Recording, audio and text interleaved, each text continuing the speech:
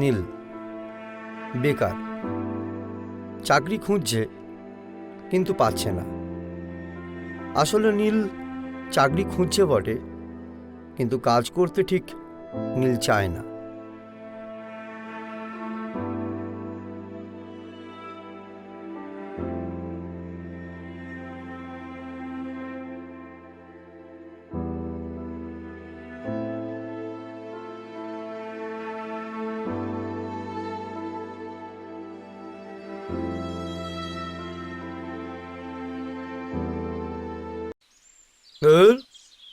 আর ভালোই লাগে না।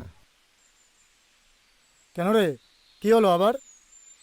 ওই সেই একই গল্প, একটা চাকরি জোটাতে পারি না। আরে একদিন না একদিন ঠিক পাবি, এত চাপ নেওয়ার দরকার কি তোর? আমি না হাত গুনতে জানি, জানিস? ওই আবার শুরু হয়ে গেল। তোর হাত গোনাটা বন্ধ করবি? আমায় এভাবে বললি ভাই? এছাড়া কি বলবো? হাত গুনাতে বলেছিলিস।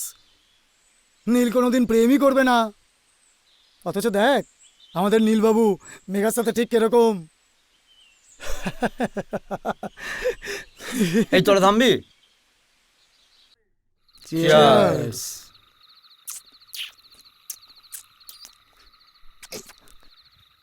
কি রে, আজকে তুই মদ খেলি? আরে গুরু ছাড়ো তো, ওর ইচ্ছা হয়েছে আজকে খেয়েছে, তাতে কি হয়েছে? না মানে ও তো খায় না তাই।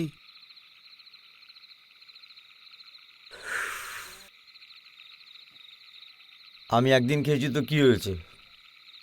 তোরা যে রোজ খাস, আমি একদিন খেলাম বলে মহাভারত অশুদ্ধ হয়ে গেল? এই বালের মতো কথা বলিস না তো। ড্রিঙ্ক করে বাড়ি ফিরবি কি করে? কাকু তো তোর ওপরে রাগ করে থাকবে। এই ছাত্র, তোর কাকুর কথা কি করেছে আমার জন্য? হ্যাঁ, চাকরি পাচ্ছি না, একটা টাকা হেল্প করেছে আমায়?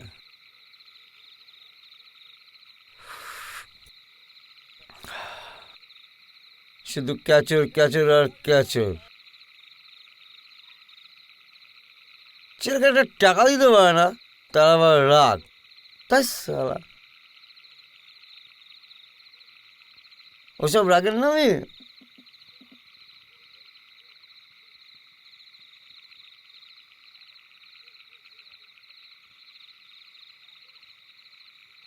আর একটা কথা বলবি না। চল বাড়ি চল, চল বাড়ি চল।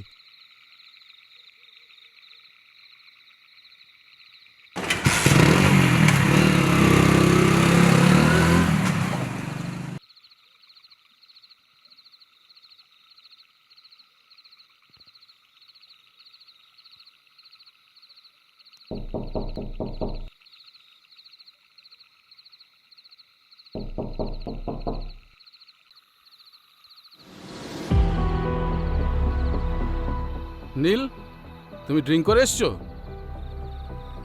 না মানে, তোমার কোনো মানে আমি শুনতে চাই না। লজ্জা করে না তোমার? ভদ্রলোকের ছেলে হয়ে তুমি মদ খেয়ে বাড়ি ফিরছো? এই জ্ঞান দিও না তো। তোমার এই জ্ঞান শুনতে শুনতে না আমার কান পচে গেছে। ছি নীল, তুমি শুধু আজকাল মদই খাচ্ছ না, তোমার চরিত্রটাকেও নিচে নামাচ্ছ। এই তোমার জন্য সব হয়েছে, বুঝেছো? ছেলেকে একটা টাকা দেওয়ার ক্ষমতা নেই, আবার বড় লেকচার। কি করবে টাকাগুলো নিয়ে? হ্যাঁ, সেটা তোমায় ভাবতে হবে না রাস্কেল। যাও ভিতরে যাও।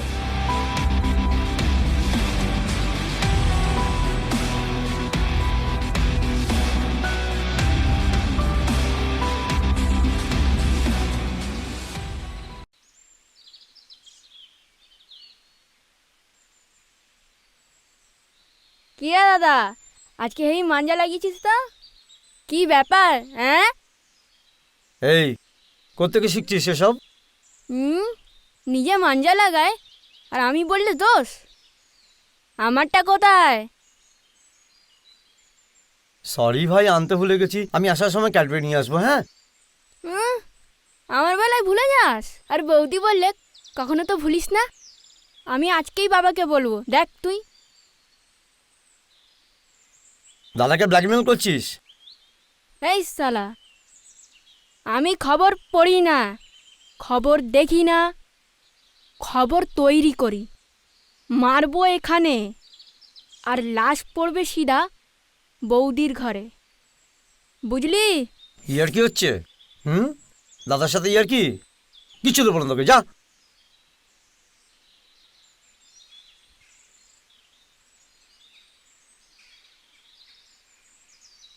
আমার নাম গুরু, যেখানে যাই আগুন লাগিয়ে যাই। দাঁড়া, তোর ব্যবস্থা করছি এখন।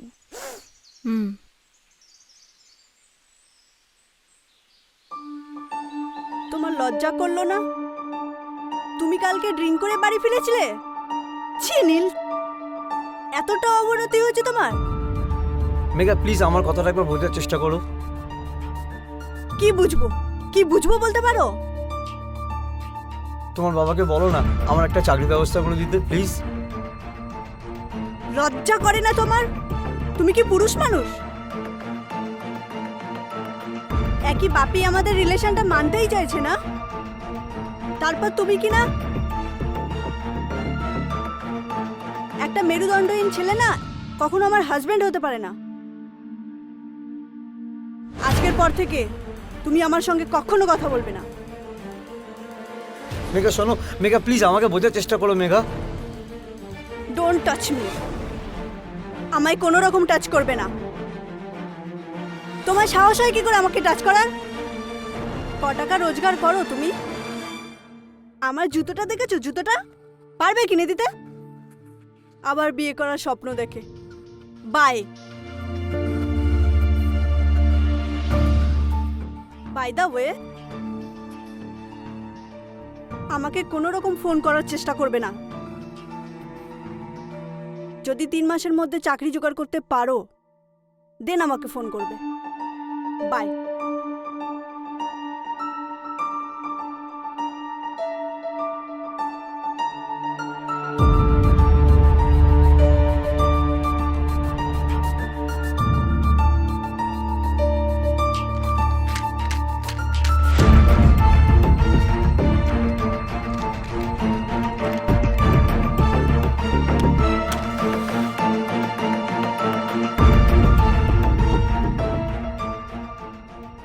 নীলের একটা কাজ না করলেই নয়। কিছু একটা যদি করতে না পারে নীল, তাহলে বাবা, মেঘা সবার সাথে সম্পর্কটা নষ্ট হয়ে যাবে নীলের। তাই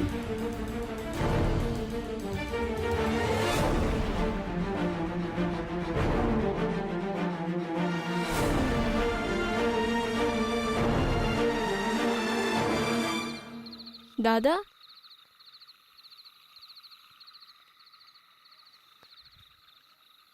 দাদা তুই মদ খেয়ে এসছিস? দাদা,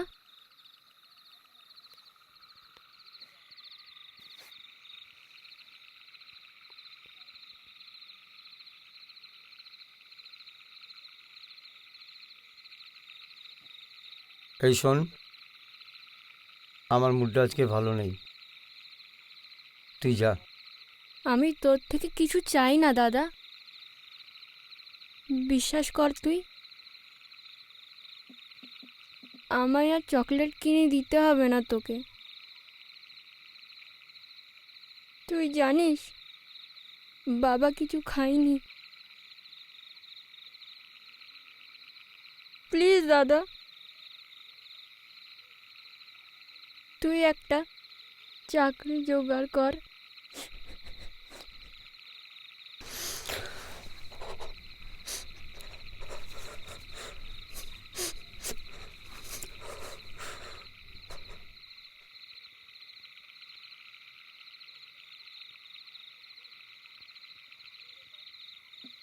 বাবা, কি হয়েছে? বাবা আমি হাতের কাজ শিখতে চাই। ওয়েল, যখন ঠিক করেছো তাই হবে। এবারও যদি কিছু না করতে পারো তাহলে আমাকে তো তুমি জানোই।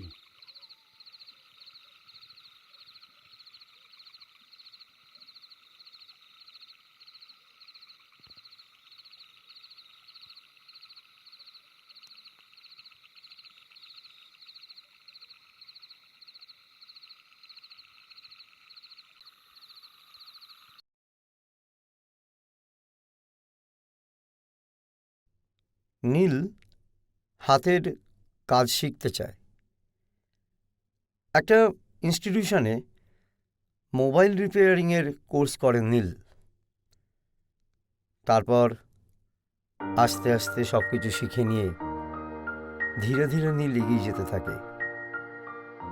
আস্তে আস্তে নীলের স্বপ্ন পূরণ হতে থাকে।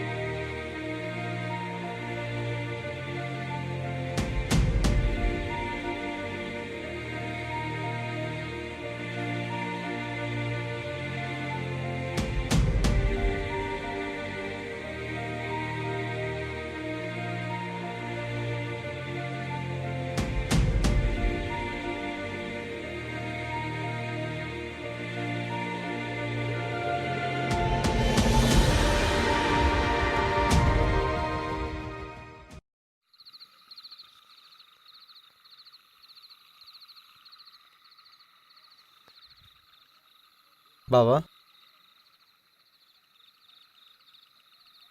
কি হয়েছে? বাবা এটা রাখো।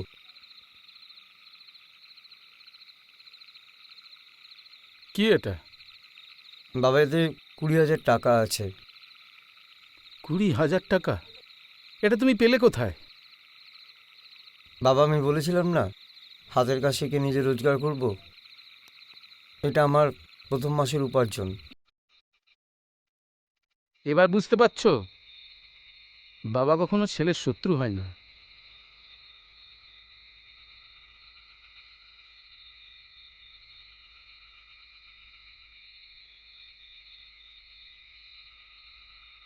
আমি জানতাম আমার নীল ঠিক পারবে। আমি যা করেছি সব তোমার জন্য। সরি, আমায় ক্ষমা করে দিও।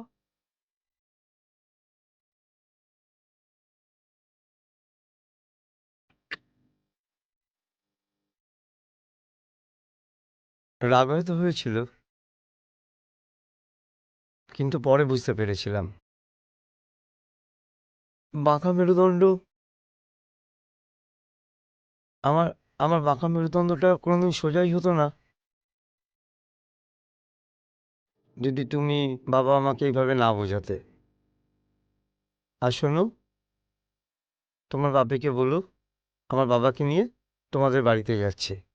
সত্যি? সত্যি।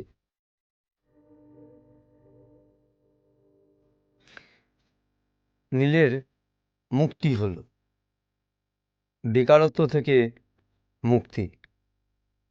যদি নীলের মতো আর 4-5টা ছেলে মেয়ে ভাবে বাড়িতে বসে থেকে লাভ কি, তাহলে হয়তো মুক্তি ঘটতে পারে বেকারত্বের অভিশাপ থেকে।